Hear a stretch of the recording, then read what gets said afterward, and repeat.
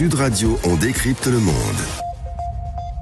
On décrypte le monde, il est 8h20 sur Sud Radio et on parle de la famine qui guette manifestement la bande de Gaza. Gaza pilonnée par les forces israéliennes, Gaza toujours tenue manifestement par les forces du Hamas et Gaza en proie à la famine comme l'ont montré ces images de ces milliers, il n'y a pas d'autre mot, de Palestiniens qui se sont rués sur des camions qui transportaient de l'aide humanitaire. Bousculade, émeute, tir de l'armée israélienne.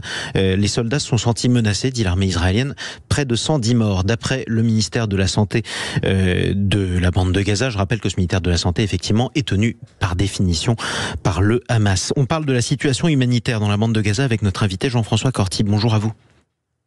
Bonjour. Soyez le bienvenu sur Sud Radio. Vice-président de Médecins du Monde, vous êtes par ailleurs chercheur associé à l'IRIS. Est-ce que Gaza est en proie à la famine aujourd'hui ?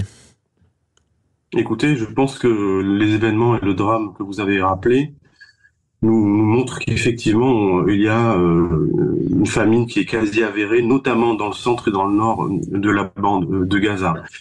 Même si on ne peut pas être assuré des raisons des mortalités, écrasement, tir de l'armée israélienne, mouvement de foule ou autre, ce que l'on sait en revanche, c'est qu'il y a beaucoup de morts du fait de cette distribution totalement improvisée.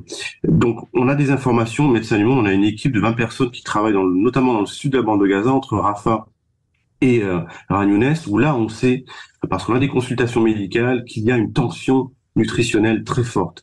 On a beaucoup moins d'informations sur le centre et le nord, mais on sait que l'aide humanitaire qui rentre de manière sous-proportionnée, elle ne touche pratiquement pas le nord. Cette famine quasi avérée dans le centre et dans le nord de la bande de Gaza, il faut comprendre qu'elle n'est pas liée à des phénomènes climatiques ou autres, elle est délibérément construite par l'armée israélienne, par un blocus aérien, maritime et terrestre, qui sous-dote l'entrée proportionnée d'aide. Si bien que vous avez des gens, comme vous avez pu le décrire sur les images et le voir, qui sont affamés, des femmes et des enfants, et on parle d'une population d'environ 300 000 à 500 000 personnes. Il y a 300 000 encore à 500 000 personnes dans la bande de Gaza à ce stade, c'est ce que vous nous dites ? Non, dans le centre et dans le nord voilà. de la bande de Gaza. Dans le sud, sur Rafah et Khan Younes, il y a environ 1,5 million de personnes, où là aussi la tension, on va dire, humanitaire est très forte, puisqu'il y a que quelques dizaines de camions qui rentrent par jour, alors qu'il en faudrait plusieurs centaines. Alors, qui les fait entrer, ces camions, justement ? Qui les conduit, qui les fait entrer ? Ces camions, ils sont prépositionnés depuis plusieurs mois par les humanitaires, par les Nations Unies, parfois par certains États, côté égyptien. Ils sont prêts à rentrer, mais les conditions de sécurité, notamment du fait des bombardements, le côté aussi blocage et contrôle et limitation des entrées par l'armée israélienne fait que l'aide est complètement sous-dotée et que vous avez un système de santé qui est à plat, totalement détruit par les bombardements. Vous avez des humanitaires qui sont morts. Médecins du Monde, on a perdu un autre membre, un médecin il y a quelques semaines. On a notre bureau qui a été délibérément détruit par l'armée israélienne il y a quelques semaines aussi. L'aide, elle ne peut pas répondre aux besoins. Ce qu'il faut comprendre, c'est que une distribution, c'est un métier dans un contexte de famine tel que on le voit dans le centre et dans le Gaza.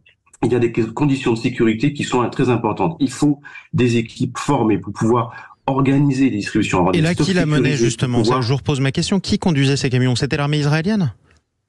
Dans les informations que nous avons, et vous pouvez avoir aussi, il s'agit manifestement d'une expérimentation de l'armée israélienne qui a dealé avec des entreprises dont on ne connaît pas le nom, ou qui ont fait rentrer ces camions de nuit en tentant manifestement une opération totalement hasardeuse. C'est pour ça que je vous dis... C'était mieux que rien et ça partait du bon... Je comprends tout à fait ce que vous dites, Jean-François Corti, mais si on est équitable, c'était mieux que rien, ça partait d'une bonne intention malgré tout. Non, mais les bonnes intentions, c'est pas suffisant. Quand on peut avoir du cœur, si vous avez 100 morts à la fin, vous avez un problème avec vos intentions. Le désastre est évident et ça, on en a tout à fait.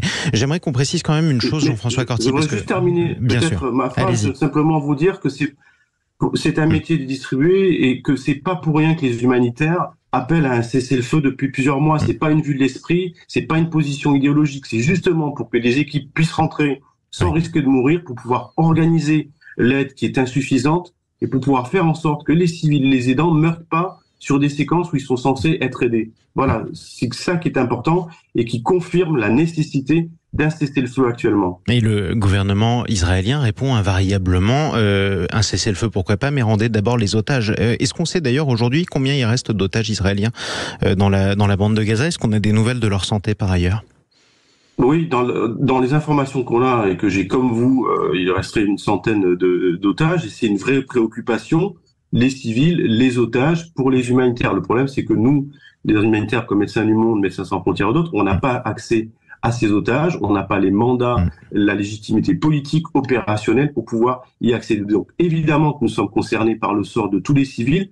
Je dis simplement qu'aujourd'hui, ce blocus qui entraîne une famine qui est organisée, elle impacte les civils palestiniens, elle met aussi le pronostic vital des otages en avant et cela n'est pas acceptable. Et encore une fois, organiser une famine, ça va dans le sens contraire du respect du droit humanitaire international, ça va pas dans le sens des recommandations de la Cour internationale de justice qui a quelques semaines rappelé qu'on était dans un risque de génocide et que pour stopper et prévenir ce risque de génocide, il fallait une entrée d'aide massive humanitaire sur le territoire de Gaza, ce qui n'est pas le cas aujourd'hui. Alors évidemment, ces accusations, ou en tout cas ces craintes, sont violemment dénoncées ou démenties par le gouvernement israélien aujourd'hui. Quelle est votre opinion et celle de Médecins du Monde aujourd'hui? Est-ce que vous dites qu'il y a un risque de génocide à Gaza ou pas? Parce que le terme est fort quand même.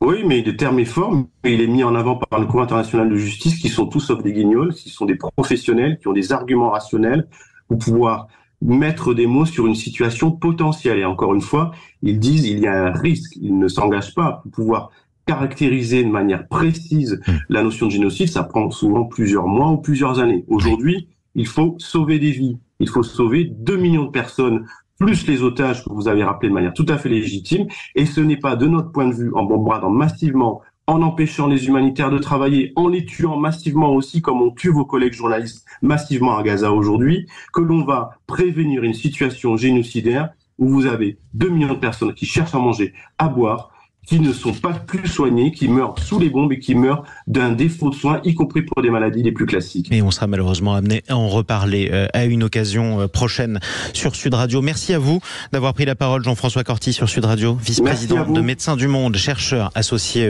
à l'IRIS. À suivre sur Sud Radio.